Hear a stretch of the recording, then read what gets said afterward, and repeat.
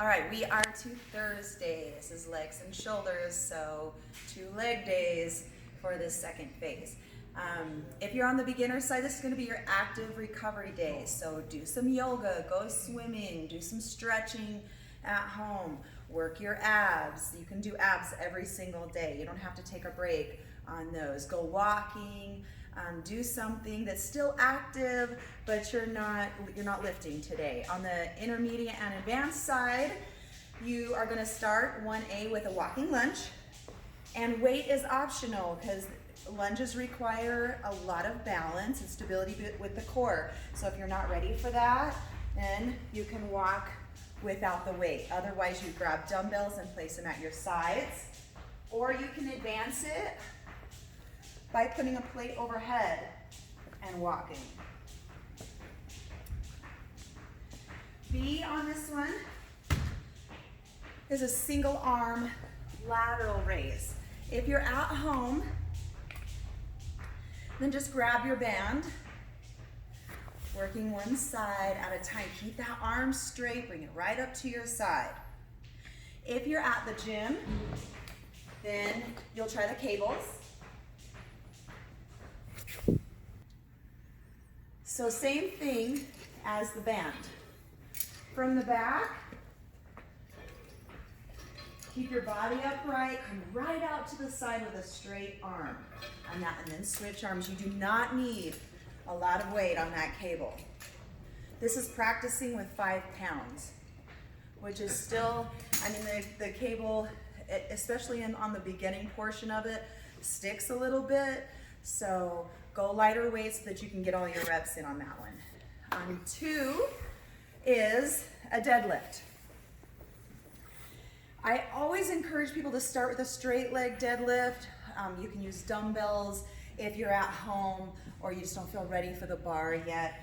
But the straight leg deadlift is a little bit easier technique-wise to get. Either way, what you want to do is you want to get that bar as close to your shins as possible. You'll stand hip width apart. You'll grab that bar. If you're doing the straight leg, notice how my back stays nice and flat. Don't let your head dip down because it automatically starts to round your shoulders. So find a focal point on the floor in front of you and lift. You're using the hamstrings and the glutes on this move. So every time you come up, squeeze. Think about that move. Keep the bar close to your body as you lift it up. Try not to lift away from the body or you're going to strain your back. A standard deadlift is bending the knees. Okay, so your arms are placed right on the outsides of your knees. Notice the bar is right on my shins. Back is still flat, head is still forward, and lift.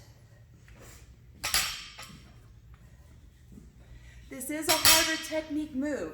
So if you need some help, if you want me to come to the gym and help you stick that move, I can. It's just like a squat on the beginning of that move. You want your heels and the balls of your feet pushing into the floor. So try not to come onto your toes. Try not to do this and round the back to get up because that is really going to put some strain on your back. The bars at the gym start at 15 pounds.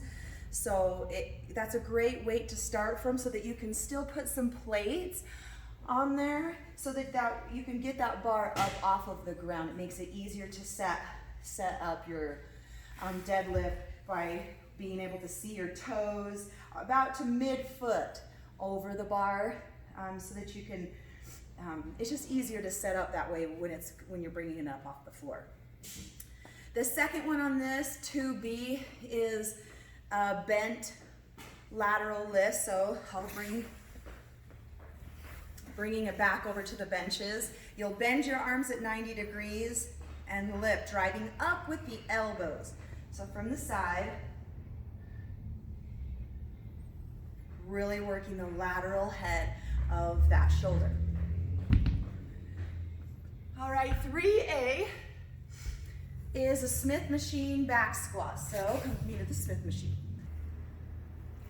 So angle your feet, just like on the wall sit, you want to angle your feet in front of you so that when you sit down into that squat, you have this nice angle where your knees are not coming over the toes.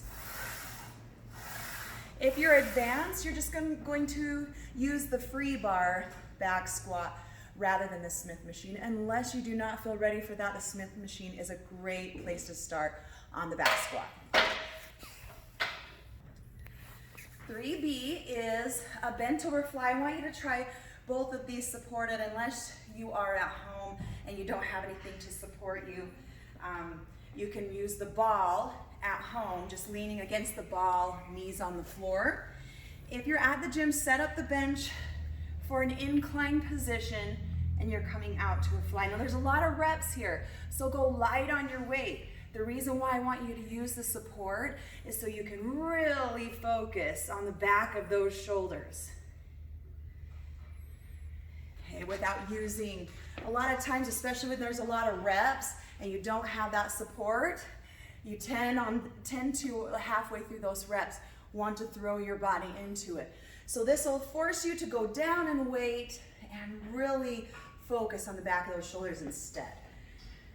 All right, 4A is a squat to calf raise. You do not have to use any weight if you don't feel ready for that. You can come squat and up to a calf raise, or you can grab dumbbells, or you can place the barbell on the back of the shoulders. Squat to calf raise. So the advanced, you're just gonna add 10 calf raises at the end.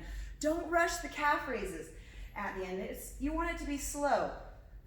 2, 3, so that you feel each calf raise rather than pulsing, okay? And then you'll see, 4B is an upright row. Now this is what I see a lot with upright rows. The difference is my hands are coming up with the weight, but shoulders are staying down. You want those elbows up. So from the back, you can see how it's working my traps right along here. That's where you want to feel that upright row. So make sure those elbows lead up and up to the ceiling with the upright row. Your finisher is so much fun. On the intermediate side, you'll do 50 body weight walking lunges. Then you'll come to the floor. On the advanced side, you'll do 100 of those.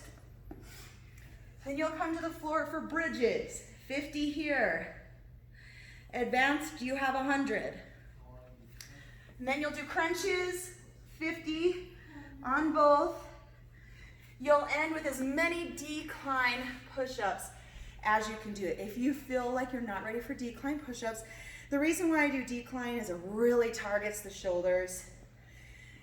You can bring your feet up onto a bench for this, or your knees can be here. This makes it a little bit easier, but still works the shoulders. Or you can even just come to like a down dog position to work those shoulders. You do as many as you can to failure. On the advanced side, you're gonna come against the wall, if you feel ready, for handstand push-ups. I like to place this ab mat right at the wall as kind of a placement for my head. There's 2 ways you can get up on the wall for these. You can walk up the wall and do it this way. You can even hold the position. That will still really work the shoulders. Or you can come this way. Or you can hold position and just count the seconds and then write down how many seconds you stayed up in this position. And there you go, there's Thursday.